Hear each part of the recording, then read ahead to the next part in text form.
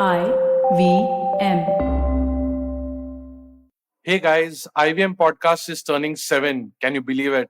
I joined the gang and it's great to be on board with IVM, where they're helping me with all production and distribution of Audiogyan. It's been a pretty awesome journey for me with these wonderful folks, and I can't wait to see what's the next 7 years going to bring. Happy listening.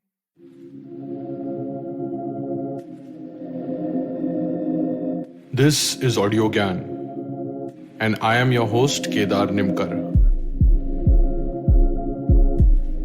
Welcome to a deep dive into the minds of luminaries from the Indian creative world. Today we have Mohor Ray with us on Audiogyan. Mohor is a co-founder of Codesign, an independent brand identity design practice. She served as a jury member at D&AD Awards, and she's active in writing about people, culture, design, and branding. Mohor is also an editor of Dekho, an award-winning anthology of inspirational conversations with designers in India, which we'll soon jump into in the end of the conversation. It's also one of the self-initiated projects by Mohor and Codesign. Obviously, they have done the Unbox festival and the Project Rising, which we'll briefly touch upon. You'll find all the links in the show notes. And today we are here to discuss about building branding systems. So thanks, Mohor, for giving your time. And it's a real pleasure to have you on audio again. Thanks, Kedar. It's exciting to be here. Awesome. So I've kept the name as templates are dead, but because that's one of the question, but it's mainly to understand sort of your perspective and your understanding of what are brands, how have you built branding systems and so on and so forth. To begin with, I'll ask you the most basic question, which is sort of what according to you is brand. You can go philosophical, abstract, however, and also to follow up, how has that definition changed over time? And this is a very classic question I keep asking about what's the definition and how has it changed over time? Sure. So I'm going to actually, take these two questions in the reverse order, because I think when I come to, what my understanding of brand is today, it's also, I think, the result of the journey, with the practice, right, which being co-design. So when we started, and this is, of course, late 2004, 2005, as a young practice, no one's really going to entrust you. And in those days, it was still called corporate identity, right? So no one was going to trust, really sort of, almost graduates, these, nobody sort of knows you. And you start, essentially like any other sort of, small design, graphic design studio starting up with a lot of brand communication projects, right? So which is a mix of, you're doing environmental graphics one day, an installation or a publication, so on and so forth. But again, mostly for brands. So that's where I think my work with brands started. And I think as one started working with these, and if you think of these are essentially your end touch points, right, of a brand. That's where a person eventually sort of experiences the brand. So it's a very, very tangible form of the brand.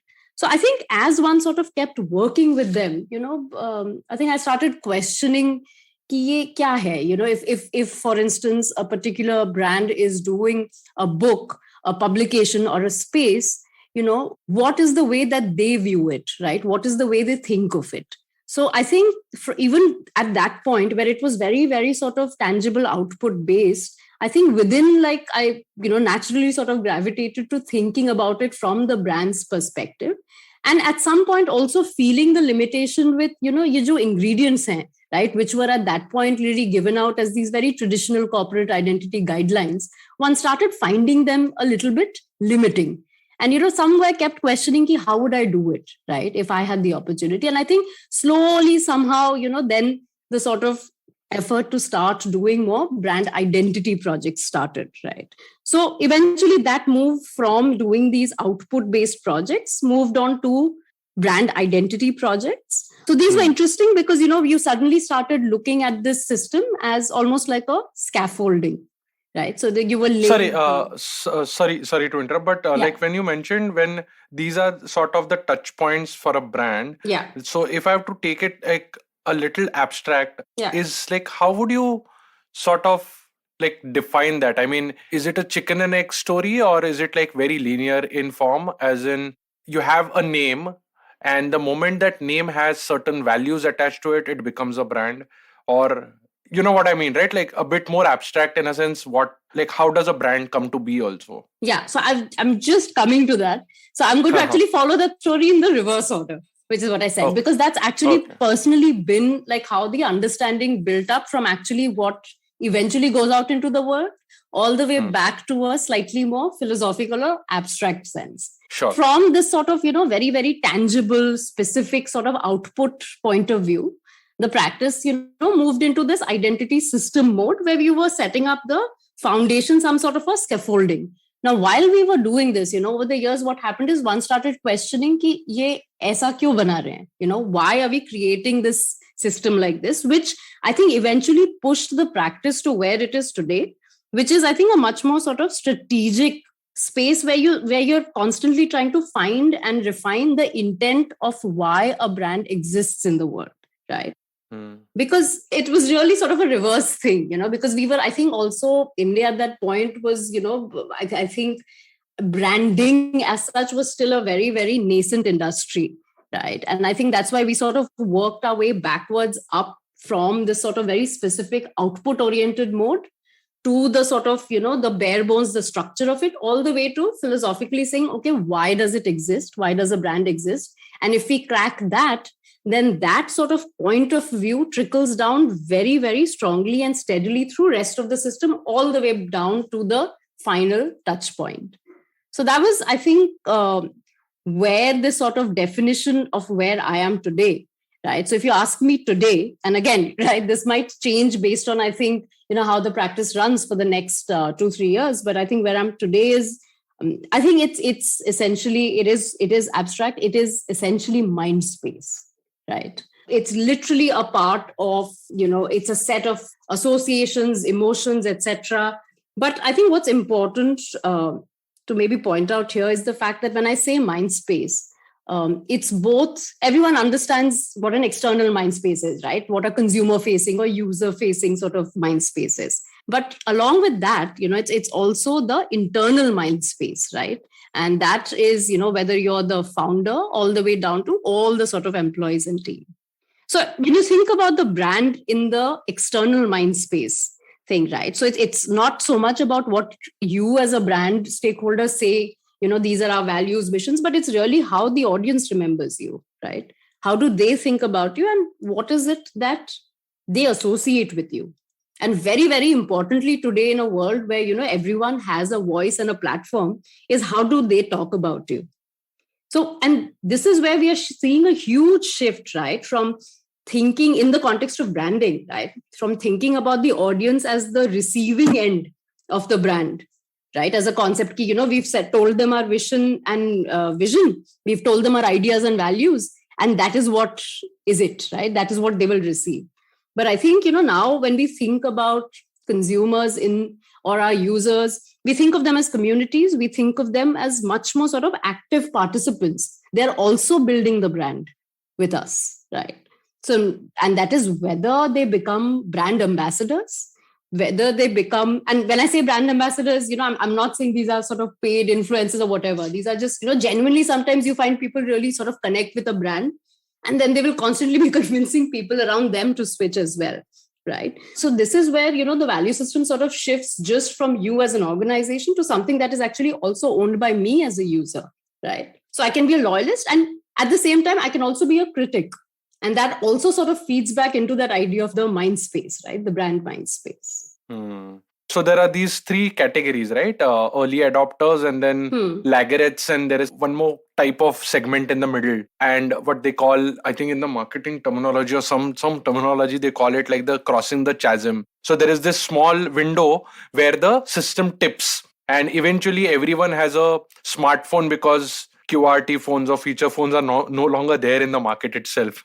So that's what I'm saying. The early adopters or the people who swear by a particular brand, people who stand outside Apple for 2 to 3 days, that piece of audience, is it increasing in the pie or is increasing in the share? Is that pointing it to that thing? I think, I also think, it's a very clear definition or a philosophy, but I think it's a little bit blurry at the moment, because what I think increasingly in our work, with sort of, we work across very, very different consumer segments, right? And I think what we are finding is a lot of these slightly more traditional definitions, are constantly now being challenged. A lot of those boundaries and silos are often sort of blurring. You find the same person, being a very different consumer across different times of the day, as they sort of grow older. Some of them actually grow younger in their choices. So I think to be really honest, I'm very, very wary of sometimes, a slightly more generalized understanding of users, especially. And I think that context really is everything, right? And it helps you understand. But also, I think going back to, brand, and, if this is sort of the new space where we are seeing, where we sort of need to shift how we think about users as also people who are building this. I think internally also that idea of the brand is, this how you think and how therefore you act. Who do you see as an ally?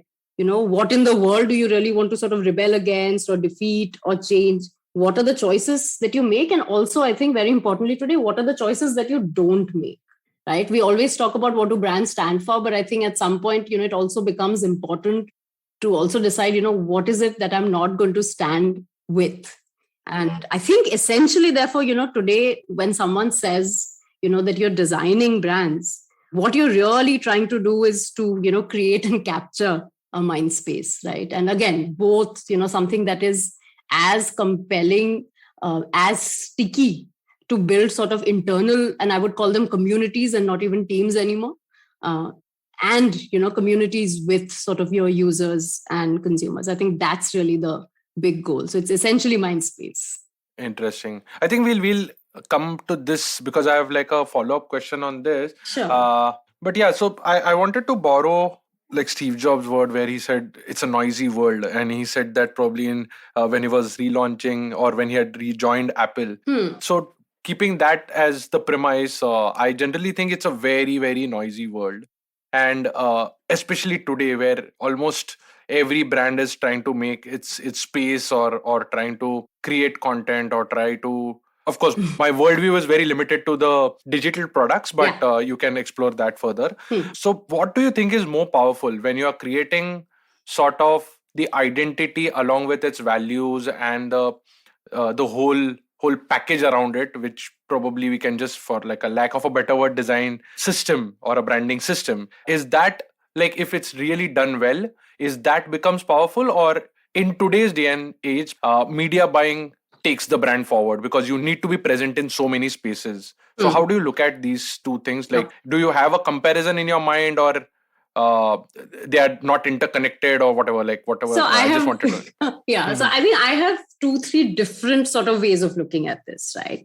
So if I were to start with, I think, the first thing that I would question is, why should we even be pitting these decisions of, should I spend more time creating this identity and this values, this identity piece, or should I, be spending my resources on media? I think to be really honest, where you sort of see this sort of rift coming is really because there is a specified allocated budget, and then everyone's sort of fighting with, what to spend it on. But sorry. Yeah. No. So I think the drift is slightly different. Okay. Say like in probably 20 years ago, you had limited brands like Bajaj and Chetak and say, I don't know, maybe Fevicol. But since the media was very controlled, it was still not as fragmented as we have today. That's why those narratives still stay in our mind, or it was not noisy. That's Got why they it. stayed. That's sort of the premise which I'm trying to. All right. Yeah. So here's the thing. I think without the right intent, I think both are as useful or useless, right? Because I think the right media is, a lot more impactful than necessarily a lot of media, right? Because what happens is, if you buy up a lot of media, but that is not something that's relevant to the particular target audience or the context that you're operating in, you'll splash a lot of billboards, but, the right people aren't seeing it, or the billboard isn't even the right sort of context. So I think the problem with a lot of the media buying, and sometimes why, I think people, clients especially, end up feeling cheated, is because maybe, the right allocation did not happen to the right things. Secondly, the other thing is one can sort of always buy up a lot of, prime media visibility. But at the end of the day, if your design and content is undifferentiated, or if it's misleading, at worst, you might raise some eyebrows and, get some people just sort of acquainted with it. But I think one has to remember that design is going to be the longer running thread through all the brand experiences, right? Because I think when we think of media buying, right, and mostly it's really in the context of acquisition that we think that, more people need to know, or people need to know that we are changing to something, or that, we've got some new stuff going. But the thing is, eventually when people have landed up at your doorstep, right, what happens to the experience then, right? And therefore, I think, and again, this might obviously, be biased. I might be a little bit more biased, but I think the investment in design is also the longer running thread. I think while the noisiness of the media landscape is scary, the thing is, I think we're all in a little bit of a rush, which I don't think really helps anybody. Brand building recall, building associations takes time. I'm sure, the average person today is looking at, and we don't even realize it, right? Sometimes that we're, I think, probably consuming about 100 different pieces of branded content in a day without realizing it, right? So recall takes time. And that's why, even though, and which is going to be funny, because I know a lot of this conversation, we are actually going to talk about things that change and things that are flexible. But a certain consistency of thought or intention actually becomes very, very critical for things to even, register with people. It takes time to register. I think what we do is we mistake a sensation sometimes for having, being able to sort of successfully create a mind space. I think people's lives, are very, very busy. There are many things to worry about. And therefore, again, right, I think it's, instead of a lot of media, if you look at the right media, for your audience, if you, instead of looking at design that is sort of very, very catchy, is it meaningful in that context? I think those are more important things. So then suppose if we design a really good, say a campaign or a product or a service or something which is sort of, I'm just flipping the question slightly differently. So assume we build something really cool, which has sort of some substance to it. Now it could be anything. Now, will it need a sponsored post? Because you're constantly looking like bunch of posts and following a lot of people on Instagram. So it's inevitable, right, to have a sponsored post. But especially like let's take Audiogyan for example. I've been doing some like reflection on what am I doing and what has been done so far, and there is really, really good gems that I have, but I've never posted anything or actively bought in media or like did some ad campaigns or anything. So it's pretty much static. The growth is pretty much static. Now that's where I'm coming from, is that do you need to buy a media despite having a good content or good substance to the brand itself? I think buying media is, I think in my opinion, again, not the only answer, right? I think there is also, for instance, if we take the case of Audiogyan, right? I think in the case of Audiogyan, for instance, one could look at engaging and building the community more strongly, and that sort of in turn becoming, the channel through which it grows, right? Because I think there is, even today, even if I see, let's say, a skincare product, it is quite likely that, I end up clicking on a sponsored post and I see, somebody else who's also used it. It is quite likely that at some point, I will ask this person that, hey, this is a brand new thing. Have you tried it? And I think that power of people being connected with people and these ideas sort of passing via them is actually going to be very, very important, right? So I think a sponsored post might get visibility, but I don't have any data to right now say that this will also result in a richer engagement with that product. Beautiful, beautiful. I think I got my answer. Yeah, very nicely put. Yeah. Cool. You also, I was reading some of your articles, and one of the articles had a nice title saying "Templates are dead." I wanted to just double click on that, and how do you ensure sort of brands that, because I'm a designer and want to be creative but also want scale, so I have to find the right templates at a very Yeah. tactical level also, and at a bit abstract level also. You want to just give us more Absolutely. Yes. nuances about it? So I think first, I think I should clarify for everybody what I mean when I say, templates are dead. I think again, and in that specific article as well, I think it refers to a certain kind of template that I think is dead. And that is essentially, the very sort of traditional, immovable, so sacrosanct that you can't touch it, that idea of templates. And again, please remember, this is coming from the identity space, right? So my grudge with them is essentially that these kind of templates, they're very, very specific to what we know are today's formats, right? But we also understand that, formats and the kinds of engagement are constantly changing. I think in an earlier conversation with you, I think I'd, talked about how, we'd all laugh at our dads taking vertical videos all the time on their phones. And, look, no one's laughing now, right? Vertical videos are it, right? Most of us now are shooting, vertical videos. So I think, we have to be honest and admit that while we can all speculate and guess what the future is bringing, we will never completely know what it will bring. So therefore, that's one of my first reasons for being slightly annoyed with, templates which don't respond, which are just fixed in what we know today, right? And are not sort of built for change. My other general gripe with, traditional templates are they're almost designed as lorem ipsum, dummy text, dummy sab kuch, right? They don't somehow take into account the content or the context. Now, if, for a second, we think about a brand as a person, right? So, as a human being, you will have a certain value system and, a slightly specific personality. But, when you go to a wedding versus when you go to a funeral, you're not going to behave exactly the same way, right? While you will still remain Kedar. Kedar at a college reunion versus Kedar in his office at an appraisal meeting will be a different Kedar, right? But you're still Kedar. So now if I extend this back to identity systems, right? So templates that, are completely devoid of understanding what kind of content or context I have to deal with will always end up throwing up challenges where they're not appropriate in certain contexts. Sometimes brands need to be very loud. Sometimes they need to be slightly subtle. Sometimes they do need to be serious. Sometimes they need to do something more playful. But template hai, ab humko isi mein sab kuch karna hai, right? But I also agree that why we've come to templates, right? We've come to templates because we need larger numbers of people, of creators to sort of stay on brand. We want to remove individual or sort of selective subjectivity and make sure that, there is consistency across, let's say, the 10 million things a brand today puts out. So systems are important.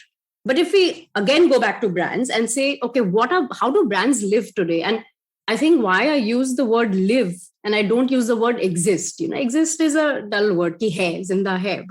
But to live really, means to be able to take on change, to be able to evolve and to be able to react differently in different situations. So essentially, I think there is definitely a need for, systems and, not just for scale, but just to sustain sort of, engagement over time. But I think the systems definitely need to be built for change and for contextual change. So this has to be intelligent change. It's not change for the sake of change. We define rules. But I think when people don't understand why certain rules are there, and I'm referring to, the standard sort of brand Bible type of situation, people can faithfully sort of reproduce or clone. But, it doesn't really have life. They're not able to, as creative practitioners in the team, you also want them to be able to bring their strengths to the table, right? So I think, in my opinion, maybe, instead of calling it templates or whatever, maybe we call them, something like principles, right? Which is sort of a mix of guidelines, but with a very clear sort of articulation of what their role is, what their intention is. And I think that intelligence hai, and that intelligence has to be coded into all those basic ingredients. Why do we sort of think of, colors as ye color fixed hai and, this is fixed. But imagine, if you think of all these basic assets also of a brand identity, but you think of them how language is made, right? You think of all the different parts of speech, and then you can sort of put them together in different ways to perform different roles. So I think that's that's where I'm coming from, where I'm saying that systems are important, but I think dead immovable templates are not. But I think something that's more principle based, along with the guidelines, where people understand the why of it and the personality of it and the character of it. I think they're able to build more things rather than, there was one identity project done in this year, and then, now we have to live with it until the system breaks. The system shouldn't break. It should be able to evolve. Yeah, I'm very fascinated and want to understand this more, but let's take a short break here. We'll be right back. Hello. It's been another great week on the IVM Podcast Network. On Advertising is Dead, Varun is joined by Anupam Gurani, the Chief Marketing Officer for LEAD. He breaks down the school edtech sector for us. On The Longest Constitution, Priya delves into intellectual property rights and the sexual reproductive autonomy of women. On Press Decode, Sarah Vagda and Prafulla engage in a debate on representation and discuss how we see race and religion. On Say No to Drama, Chitna slices through the drama around fights in relationships and how long they should last. Is it immoral to have feelings for someone else after you're happily married? On Hans Vani, hear the story, Tasavvur-e-Jana, about a woman's dilemma with love. Do follow us on social media. We're IVM Podcast on Twitter, Facebook, Instagram, and LinkedIn. And remember, if you're enjoying this show or any of our other shows for that matter, please do tell a friend. It really helps us. Don't forget to rate us on any of the platforms that you're listening to. And also remember, you can check us out on YouTube at www.ivmpodcast.com/YouTube. And finally, we'd like to thank our sponsors this week, Bank of Baroda and HDFC Life Insurance. Thank you so much for making this possible.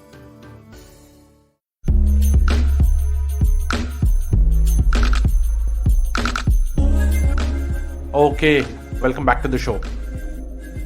So, a bit technical question then, like, does it mean that or does it have to be this way, which is your grammar for building that system can be more, does it need to be slightly tactical to address like today's need, or you build that grammar also at a very abstract level? So, like, this has been my like personal struggle also. If you make a logo or if you make a brand identity, can you build an underlying grammar which I can extrapolate and continue as a designer? Because that's where the agency's job would probably stop, and then the brand can or the product can own it. Yeah. You know what I mean? So what are your thoughts on that? Like, is it devoid of two things? A principle is separate, the grammar is separate, or it's a one unit, system that it's a layered sort of system. to be and I'm just wondering right now if sort of diving into examples is maybe a good way to understand this before it gets even more abstract with my terrible metaphors.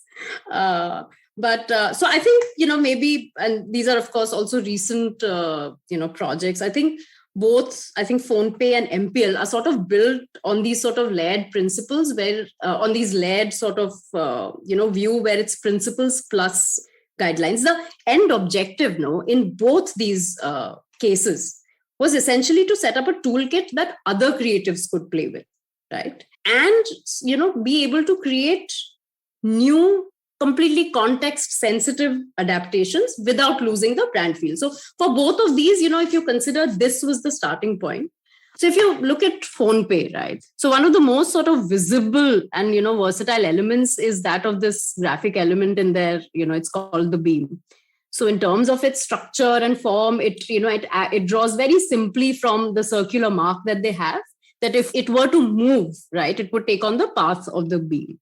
Now, what you have here is almost a fixed graphic element, right, which is this form of, it's a slightly capsule-like form, which is sort of, stretches. But conceptually, what is it, right? Conceptually, the principle is that the idea of moving forward is always there. The idea of moving forward confidently, boldly, which, echoes the entire sort of brand message of collective progress, the whole sort of karte ja, badhte ja sort of feeling, right?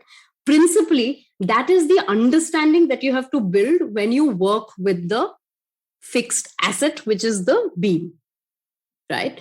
Now, what happens when you sort of embed this in your handover to, the design team and all the agencies that work with it, is that they understand that this is an element, but this is why it moves in a particular way. So when they build their renditions, right, they always understand that I might animate it to go in a loop. It might sort of fly like a flag, but there is a certain character to the movement. That quality of sort of boldness and sort of joyfulness remains intact. And which is why I think that goes down to the success of, it's been a year and a half. And, the PhonePe design team has continued to sort of build on it. And you feel, and we've seen so many sort of iterations of it, right? But I think having that sort of principle of what does this represent, what is the energy, and almost sort of building a, personality around it has really, really helped. But यार इसमें ना मतलब थोड़ा सा unreal लग रहा है because I've gone through the video, I've gone through the website and the kind of the system, and I'll tell you why I'm coming from like unreal. It's so natural, it's so beautifully done that it feels obvious. Now मतलब सच बताओ, is it like because creative होने के जैसे ना कभी-कभी like it strikes, right, and it feels very instinctively this is the thing, or can it be really achieved through iterations? This is slightly detour, but yeah, wanted to. Sorry, what do you mean by iterations here, Kedar? Iterations as in like you are mulling on the idea continuously, you're trying variations and arrive at that output, or sometimes it just the execution is almost zero, but it's like the idea naturally fits in. It's almost like a serendipity. अरे ये तो yes चमक गया. Does it happen? Idea के बिना तो मुश्किल ही है आगे बढ़ना. Because otherwise what, how do you, that idea of saying that what digital payments does is essentially, helps you move. That's the kind of liberation that it brings to your life, right? Because if you're not able to sort of bridge that sort of a brand idea or values into a slightly more tangible action. And I've realized, I think in our case, we're sort of predisposed to sort of always thinking of these things as almost, movement with some personality, right? Is why I think, once you sort of have the clarity of that, this is a certain kind of movement, right? And what is that kind of movement? So if I take the case of MPL, right? MPL is actually thoda sa or abstract, right? Where, the entire sort of family of brand assets is actually built on, I can talk about the assets specific, individually, but essentially there's one DNA that they all share, which is this crazy loud volume of thrill. So whether you now, dissect a piece of MPL creative into, the background elements, the color palette, the fonts, or the image treatment, or the animations, or the sonic identity, you'll realize there is a certain amount of volume and this sort of, little bit of this crazy energy, which is the world of gaming and which is really the internal DNA of MPL, right? And it's interesting because a lot of those things, right, there's the epicenter form. So like the PhonePe has the beam, there is this epicenter form, but that form is not limited to a shape. It's nothing. It's just a clever sort of gradation of three very intense colors, right? Which can adapt to literally any form factor. But it makes wherever you put it, right, behind things, in front of things, it immediately sort of gives it that larger than life vibe.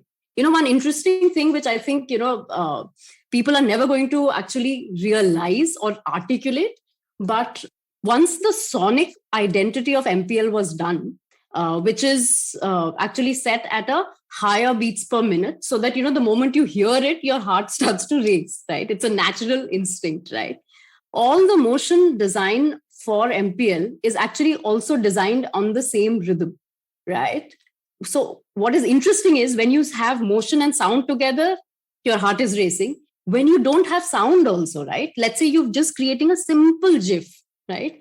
15 minutes, you have to put up something, right? Because there's some offer which is expiring, etc. You make a simple GIF, but that rhythm is the same. So, your feeling of that brand, whether it's visual or auditory, remains the same, right? So I think MPL is a great example for me of, that you can sort of go on to a higher level and say behavior kya hai? Are we able to, in some way, understand, create a behavior, and then bring that to various elements of the brand. So the great thing about MPL, and which has been very helpful because, that's been a massively high growth brand. They've gotten into everything from esports to fantasy, etc., is that you have multiple assets, but because they share the same DNA, there is no pressure कि सब कुछ एक साथ use करना है to make it feel MPL. Certain things will require quieter volume, so you can use, only one or two of the elements, but you still sort of don't lose that crazy thrilling edge of your seat sort of feel, that MPL has. Interesting. I don't recollect the color exactly. I'm not the TG also, but I guess what happens is that even if you don't have movement, the vibrant color sort of gives you that feeling altogether. Yeah. And everything is really, for me, the rhythm is what sort of cracked it. Cool. Sounds interesting. I have like flooded with questions, but which could be probably offline and more of for me to understand. Can become a bit boring as well. So cool. Yes, especially for people who have no context of all these elements we're talking about. Yeah. Cool. So Mohor, I wanted to actually have like last two questions. So in last 15 years of co-design, sort of working with such a wide range of clients, how do you sort of decide on a particular styling for a particular client? And this could be either aesthetics or, aesthetics comes last actually, I understand that. So you can just touch upon it. But mainly, like in a nutshell, if you can give sort of the idea as to how do you engage with it, and then how do you abstract, because a lot of people like may not be able to tell what they want actually also. So how do you try and extract that information? And then I was also referring to one of the articles which you said, like, don't follow the trend and don't reject the trend as well. So I wanted to just like see if there is a connecting dot there and understand your point of view. Okay. I know you said you don't really want to focus on aesthetics, but I am still going to sort of keep it in the play because I think it is important. Because what's happened is, especially honestly on a lot of platforms where we today talk and argue and discuss design, I think aesthetics has taken a little bit of a hit, where generally the entire sort of conceptual side of design or strategic side of design has taken a forefront, which is interesting because I feel like the time when we started my career, it was all about aesthetics. Now but maybe these things move in cycles. Yes. So I actually would like to still keep aesthetics in play when we talk about this. How do you sort of decide a particular kind of style? Because I think it is important, because I think that's a place where we are generally as an industry not doing very well. Absolutely. Right? Or I think not creating. Yeah, in fact, it resonates so much because I'm really happy to actually talk aesthetics at this point, now that we've talked about a lot of very, very sort of top level things. Yeah. No, in fact, I would like to, because I did this series called Where Are the Designers? And we also got Harish, the head of design at Cred, to the talk. And me and Abhineet, the co-host for that series, used to keep talking about this same thing because, there is form, function, all the cliche definitions, everything is, we are there. I understand. Now, where is the intricateness? Where is the cultural aspect of it? Where's the aesthetics of it? I think because we can't shy away from eventually what are we crafting, right? Our intentions can be right, but remember, I think as designers, or at least some of us designers, still have the responsibility of also then being able to package those really great intentions and those really bright ideas into a form that is palatable and is receivable. Because Naito, all those things will only sit in our decks and our design conferences. Absolutely. Yeah. So please, So I think the way of dealing with really this sort of, complete sort of difference of aesthetics has mostly been by not jumping into aesthetics on day one, right? And I think there are a couple of reasons here, and why we usually tend to take a little bit of time while coming to a particular sort of genre or a space for a particular brand, right? So the first big one is actually of biases, right? Now, designers are human, clients are very human. And the reality is we will all have aesthetic biases based on, the lives we've all led up till this point, right? Where we went to school, where we lived, what kind of books we read, what kind of movies we saw. And what happens is generally, human beings, I think, have a lot of comfort in familiarity. Absolutely. Right. And I think that's where a lot of strong opinions right, of what a particular space evokes or should evoke actually come from. They come from a lot of each of our personal sort of, associations. In fact, I remember my upholstery is a typical pista and bottle green ke beech mein ka shade. And I remember that same shade, I bought it, but I had the same shade when I was probably 6th or 7th in my mom and dad's house where I used to stay there, where I grew up. When I look at it, I clearly remember there's a connection. So yeah, and it's interesting, right? Because that's a choice that you made for your home, right? Because again, Kedar at home needs something different, right? So, but I think the very important thing that we are very, very conscious of, right, is the fact that none of these biases might be right for the brand that we are working with, right? We all might end up, jumping the gun and, choosing something that feels right. But often it feels right because it's something we're already familiar with, right? And that's my worry with trends sometimes, right? When one sort of jumps onto a trend, is, there are trends because because they are trends, we are seeing them a lot. There's comfort and some meaning has already been attached to it. And therefore there's a ready-made answer, so why not quickly solve it? Why wait? So I think that's sort of one, danger of jumping into aesthetics. The other little bit is, I think, category codes. Now, right now, to be really honest, if I go to a supermarket or even if I'm, shopping online, honestly, I can't make out one healthy cereal from the other, right? All sort of Ayurvedic skincare products sort of blend into this one, minimal, premium, thoda vaguely ancient India inspired kind of blur. Right. And, if I take away the logo from, half the, let's say, the travel ads that I see, there's no way I can tell you what brand it is. Right. So I think what happened is the success of some early brands, in different spaces, they built a very strong association for a particular category. And that sort of became the norm for everyone else sort of jumping into that space, right? Because they said, people already associate this with, I don't know, healthy or spiritual. So, let's also sort of work with it. There is a way to work with category codes, which I'll come to. But I just wanted to first sort of list down what the common sort of places are where, one tends to sort of drop the ball when working with aesthetics.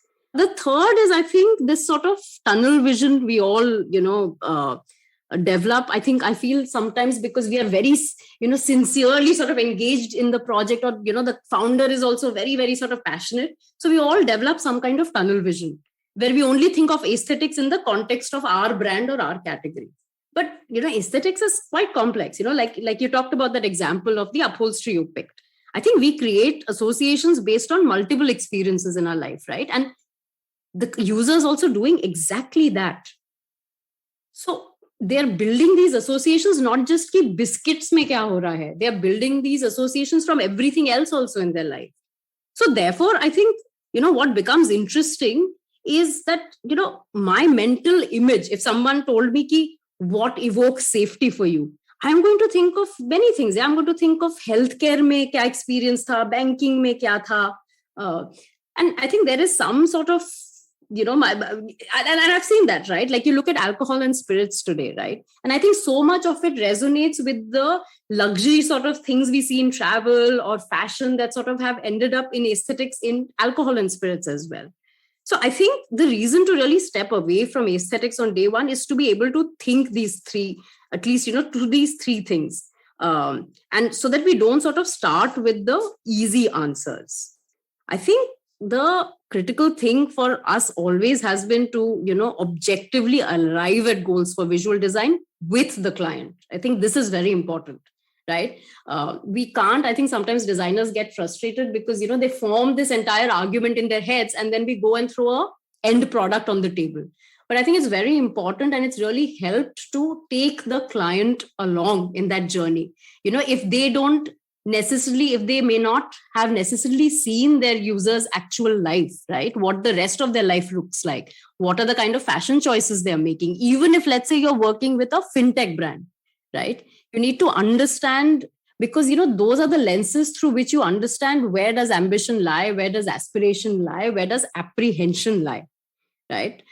Similar thing, category codes also need to be read with some kind of analytical mindset. Like today, we've all understood that consumer research is never the answer. It's the ability to analyze it and then pull the insights out. So similarly, that's what we should do with category codes. Not look at a certain color and say, ye is category ka hai. No, I think we need to understand why does it make people feel a certain way about that sort of, space.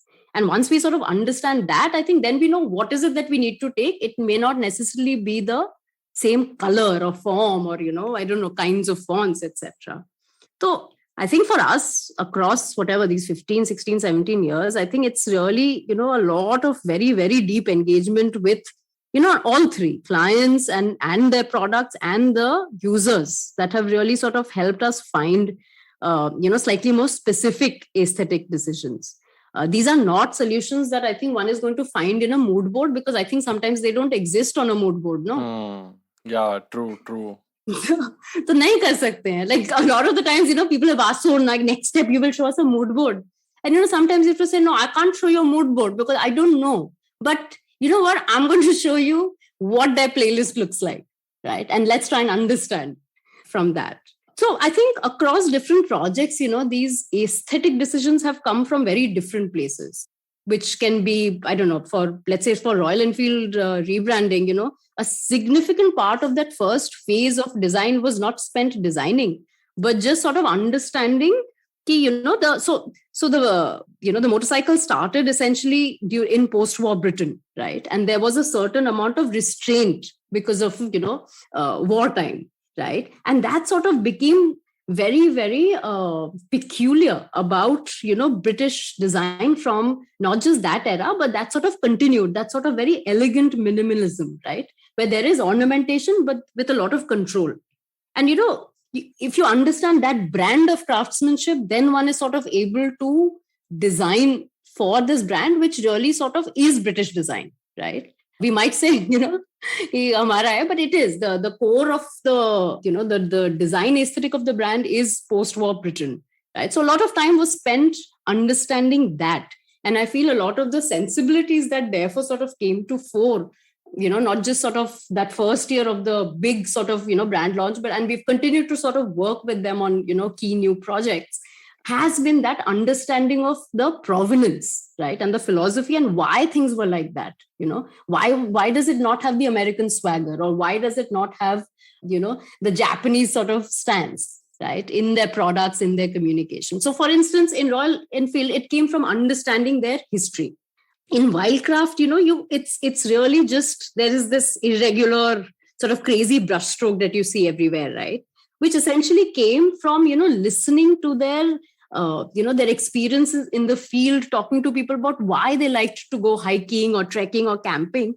And I think in one of those interviews, someone had said this, that it feels very raw, right? And that I think is beautiful, right? Because that's something nature does to you, right? It's a little bit outside of your control, right? It has its own mind, right? So the aesthetic decision of that sort of wild brushstroke for Wildcraft comes from there. We, currently, I think very recently, we'd worked with Tarun Tahilyani and the Aditya Birla Group.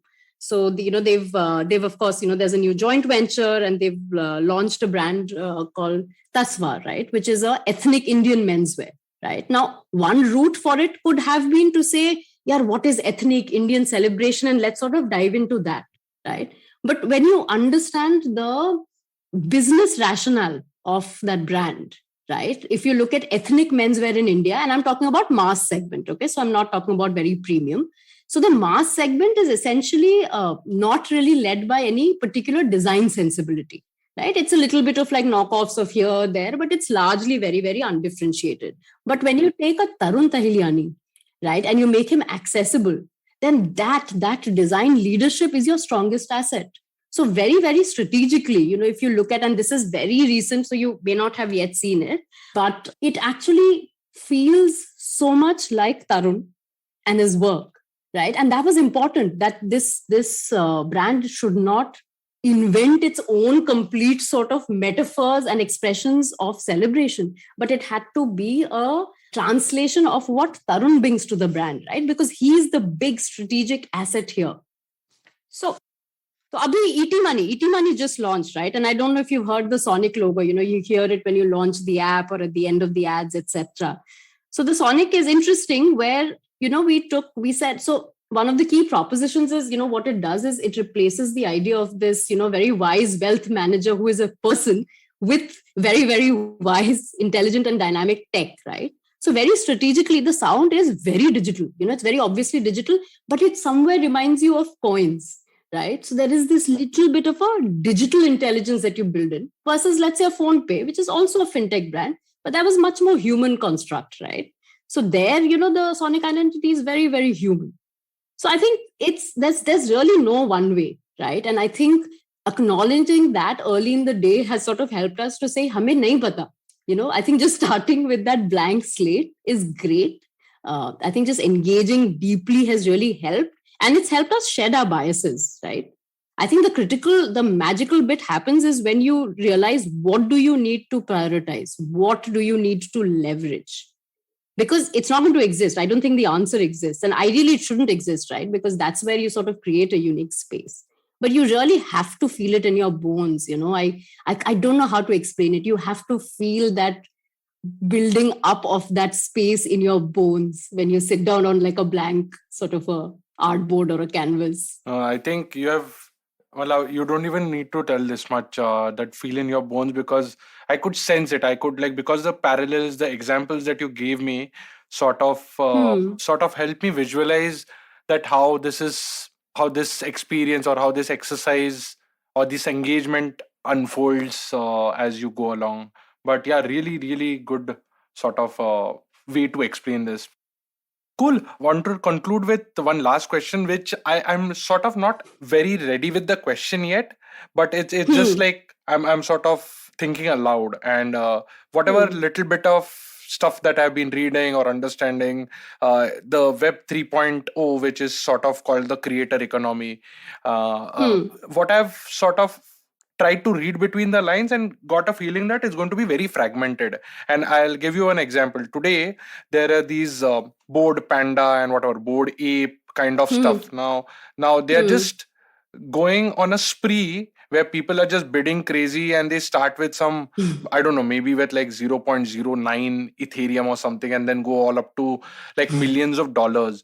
Now, when I started just pinging here a bit, and what I understood is you need to build a community, you need to build a fan following, and then you keep riding that wave. And so it may not be like just one NFT, but like a entire FOMO generating, like a bouquet of sort of GIFs and artworks. Yeah. So I'm just speculating कि आगे चल के these individual designers will be almost like individual brands. So you have given any thought, any wild thinking about it? Is it going to be tough to brand yourself as opposed to branding as an individual versus like an organization? Any thoughts there? Just like thinking aloud. So, sorry, I didn't get the bit about branding yourself as an individual versus organization. Yeah, as in like these NFT artists are single people, right? Now they're brand themselves almost like a single brand or whatever, that solopreneur kind of a thing. Versus so the long tail will be huge, and these corporates, these big companies might not even I don't know how to put it. There are these big organizations, and there are these cool even in Web 2.0 there are these D2C brands which are making an impact through their brand. So any thoughts around that, ki what is going to be like any future that you see, kya hone wala hai brand mein? I think one of the things, and I think we've already honestly started to see that happen, right? I think scale is not going to solve things for you necessarily, right? If you remember, if we were having this conversation, I don't know, 10, 12 years back, it would feel like if you're already a big organization that things are smoother for you, right? I feel scale is going to become more and more irrelevant. I think the interesting thing is going to be the battle for mind space, because that is essentially going to be about ideas, right? And that's where, whether you're a brand or you're a small organization or you're a single person entrepreneur, one creative artist, I think a lot of that is going to slowly not slowly also. I think we're seeing it quite rapidly only happen. I think more and more, and I think it's also part of the fact that life in some sense has become a little bit difficult, right? And, we're, I think, only now beginning to understand what some of the ramifications of, the last 2 years have been. I think people are going to be, if not by choice, I think the world is right now forcing everybody to take a pause, become a little bit more mindful, whether it is about consumption or expression. So I think eventually people are going to start looking not to become fans, right? But I think they would rather become part of something where they have a voice, where they can contribute. Which is why I keep saying, I think instead of saying consumer base, etc., let's start calling them as communities, right? This is your community. This is what you need to build. You don't need, fans is slightly crazy word, right? Because fan feels like blind sort of trust and blind love. And, it's very difficult for other people to take somebody who's very obviously biased as any sort of, voice of reason. Right. You look at, I think, a lot of, I feel like with a lot of the influencers that are sort of on right now, I think the ones who sort of do well or one sort of goes back to see their content are the ones who are a little bit more neutral. Not neutral, but basically, I think not so biased in terms of, being sort of open to sort of new ideas, exploring new things once in a while, saying that they actually don't know, but this seems interesting. So I think this entire sort of, new economy is going to run on the back of ideas that are led by values. And I think eventually, I think engagement is not just going to be to book eyeballs, right? It is going to be, people start sort of building stuff along with you, right? So I think that's from now. Again, I think we're all sort of trying to figure what this means. I think what is interesting is also the richer sort of immersive experiences that, Web 3.0 is going to provide.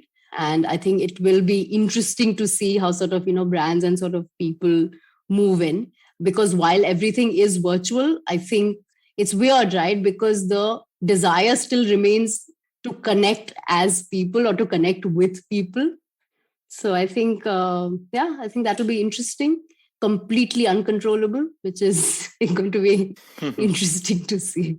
Yeah, absolutely. Yeah.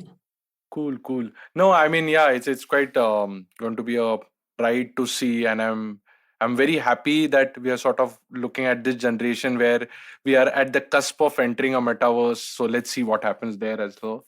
Yeah. In fact, I don't know. We are maybe. Yeah, cool. So thanks a lot, Mohor, for giving your time. It was really wonderful talking to you. And I hope you sort of I wish you best of luck in the next gigs that you pick up. Any existing work which you guys are working on? No, I can never talk about. That's the only problem with working with branding is you're the most boring dinner time guest because they tell you what's happening and you're just like, nope. No can say. But I think it is interesting this year. I always keep thinking, and I think the biggest fear when you run a practice for a while is that, will things plateau, right? Will things start becoming repetitive? Mm-hmm. But I think every year, and again, this year is the same, it just surprises by throwing completely new segments, completely new businesses, completely new sort of audience segments. So I'm very excited about this year. And of course, all of you'll only see stuff in like a year or so.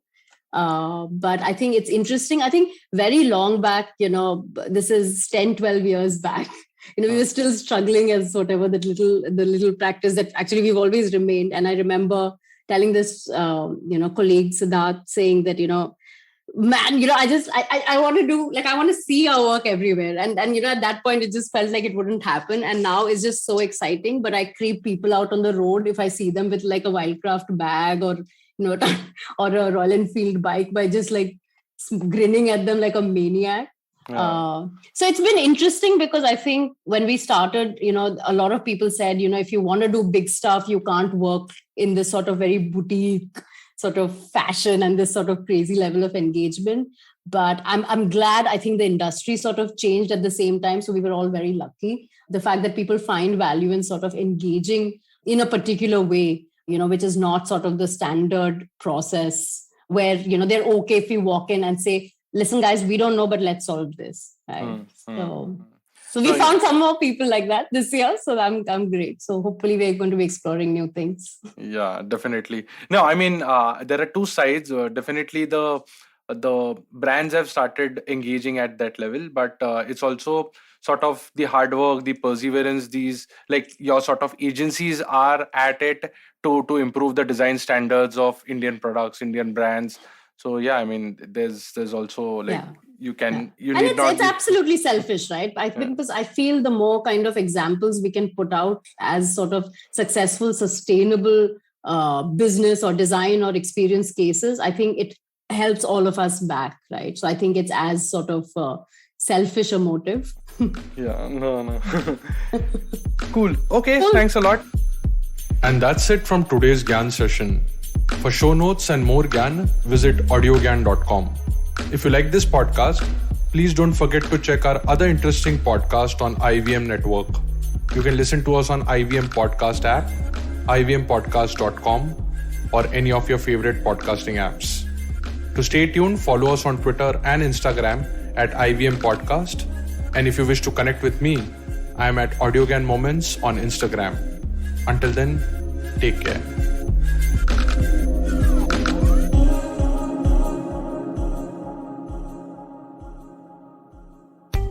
Are you looking for finance products and services that can enhance your personal finance experience?